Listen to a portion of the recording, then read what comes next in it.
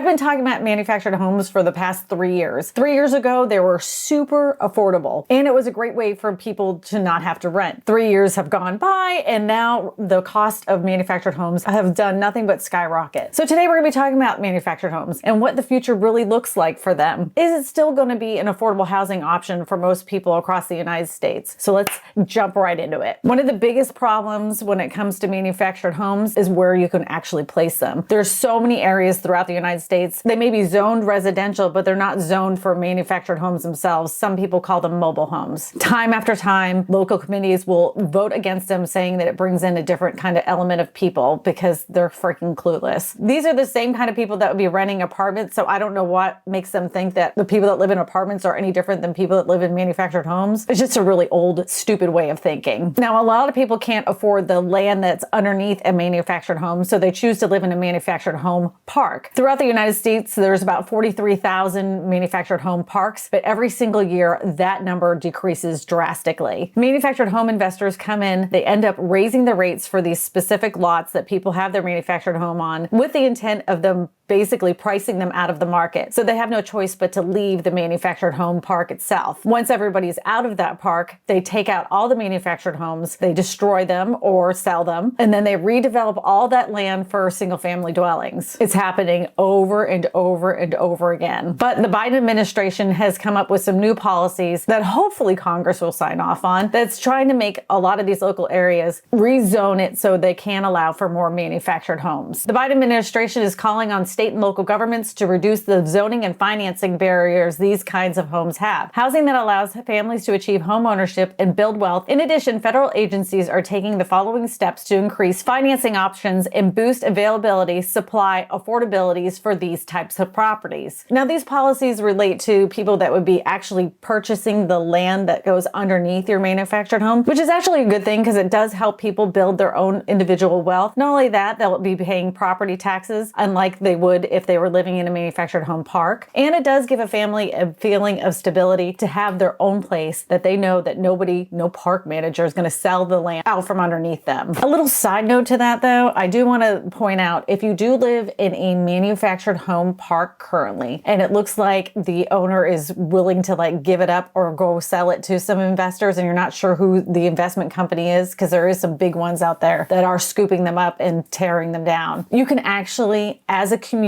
own your own park. And I know that sounds absolutely crazy, but there is a company called Rock USA, and they help communities band together and create a co-op where everybody in the community owns a part of the manufactured home park itself, and then they work with you to make that park better. That way the lot rents are all evened out, and you don't want to have these exorbitant prices every single year. The only time your rents go up is when the taxes go up or utilities go up in that park itself. It's definitely something you're going to want to consider if you know that the park manager or the park owners are wanting to sell right now, and instead of selling them to an investment firm, they could sell it to you guys in the whole entire community, and you guys would have your own ownership of the whole entire park. It's a great way to reestablish a park. And that company again is Rock USA. I have no affiliation with them. I just know that they're a really good company, and they've been doing great work up through the Northeast. And if you're still not convinced that manufactured homes are a good investment, I want you to look at this New York Times article where it says, according to a study by LendingTree, the study found that mobile home values increased faster than those of traditional homes from 2014 to 2019, including 27 out of the 49 states. Though the timeline parades a pandemic, it shows the return on investment has been long comparable. The study, which used the data from the U.S. Census Bureau, a latest American Community Survey, found the national median value of a mobile home in 2019 was $53,000, about $180,000 less than a traditional home. That was a 39% spike over the median value in 2014, while traditional homes rose about 33% over those 5 years. So that's all the positive stuff about manufactured homes. Let's talk about what's really going on with the pricing. Just like every sector of housing, manufactured homes has not been a cushion to what's been going on with the supply chain. At the beginning of the pandemic, it looked like the manufactured home industry was kind of in a cushion. They were able to pass on the savings that they had with all their manufactured homes because they were already rebuilt in the plant. That quickly caught up with the manufactured home industry. And now it seems just like every other industry when it comes to housing, those costs have gone up exponentially. Supply chain issues have been a problem with not just regular housing, they've been a problem with manufactured homes as well. They still have to get the same materials when it comes to OSB board, roofing nails, lumber, wiring, all of those things. Even though they do buy those things in bulk, they still ended up having the same problems as everybody else. And it looks like the cost of a manufactured home is going to increase again this year if you're buying it brand new. That doesn't mean that there isn't deals to be had out there. One of the smartest things that I learned over the past year was how people were taking manufactured homes and flipping them, where they were going to places where they had foreclosed on manufactured homes that had not been attached to land, buying them up at a significantly reduced rate, flipping them, and then putting them on a piece of land so someone could purchase them. Not only did it really work out for the person that was an investor, it really worked out for someone that was looking for an affordable housing option. This is not something I am very privy to as far as the information wise, but I do know somebody that is really good at understanding this. His name is Michael Wiley, and he has a channel here on YouTube. So if you want to know more about flipping manufactured homes and becoming an investor that way, or just wanting to know how you could flip your own manufactured home to find an affordable house, go to his channel, get his information. He didn't ask me to plug him, I'm plugging him because he's a really smart man when it comes to this. But when you go over there, tell him I sent you.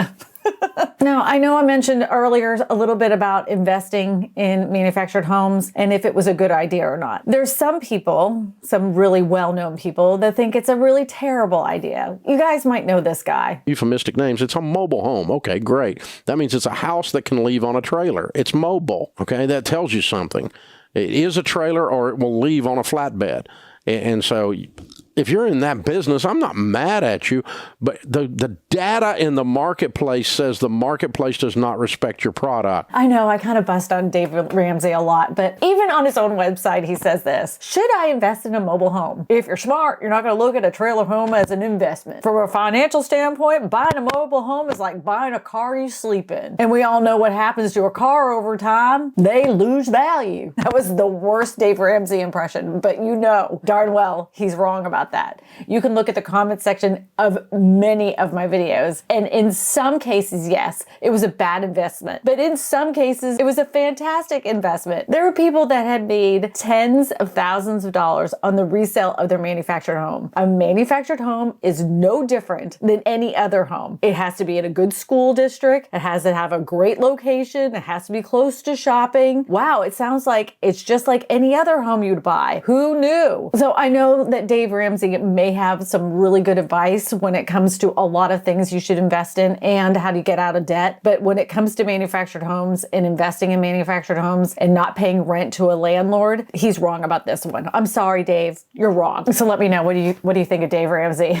He gets a lot of hate. About 4 months ago, I screenshot a comment on my YouTube channel that really burned my butt. And it said, friends don't let friends buy mobile homes. And I just want to say, if you're a smart friend, friends don't let friends rent. That's what the friends don't do. You don't let people rent. And if that's an affordable option that gets them out of the rat race of renting, that's probably the smartest thing that anybody's going to do. As long as you're not renting the land underneath you. Buying a home and putting it in a manufactured home park, you're always at the mercy of the parks themselves. At any time, the parks can raise their rents. They can raise them not even just once, twice, or 3 times. Most states don't have any regulations when it comes to renting land in a manufactured home park. So you could live in a park and literally have the rents go up 4 times in 1 year. Not only that, at any time, those parks can be bought out, or the town or the city can decide that they're no longer going to have manufactured home parks and force them to blight the property so they could put in other communities. It's unfortunate that it happens so often, but when somebody's got a lot more of this and there isn't enough people standing up for the people that live in the manufactured home parks, then it just seems to be one of those things that does happen, and it happens way too often. I recently came across a story of a family that was living in a manufactured home park, and I'm just going to share a little bit of what happened to her. She said that our mobile home community was a sort of place where every neighbor helped everybody. If my grass wasn't cut, the neighbor across the street would cut it. If their grass wasn't cut each week, we would take care of it, and that's how they were. But things started to get harder in 2012 when RHP Properties, a corporation entwined with Brookfield Asset Management, a Toronto-based equity firm, took ownership of the mobile home community in Spring Valley, New York. Soon after RHP Properties decided to take over, of course, they found their ways to make their profit. They did exactly what I was telling you earlier. They decided to raise the rents. This woman's went up to $1,400. Not only that, they started charging for services that used to be included in the rent, like the water.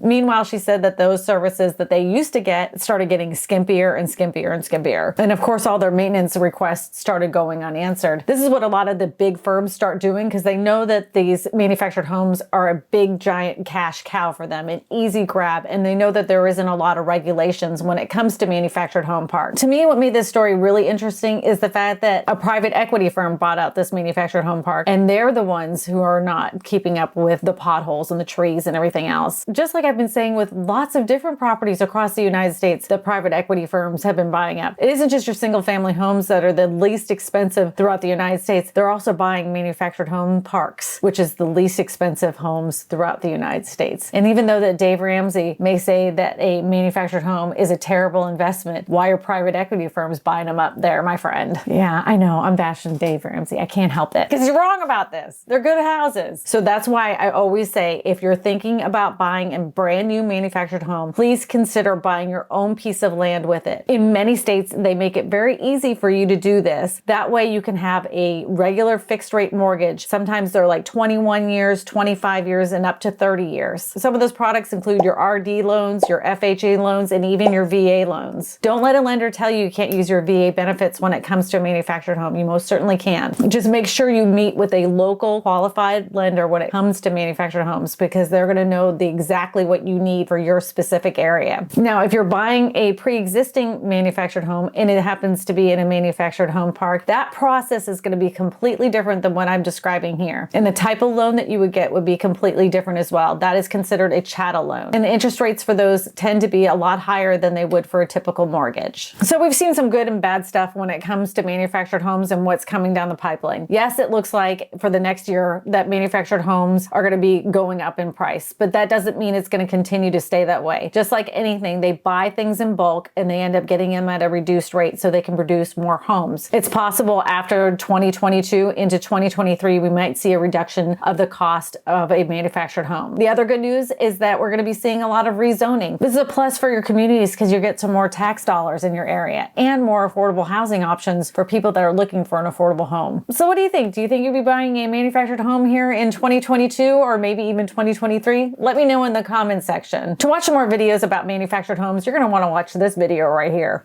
My name is Kristina Smallhorn, your real estate whisperer, and I tell you all this because good real estate information matters.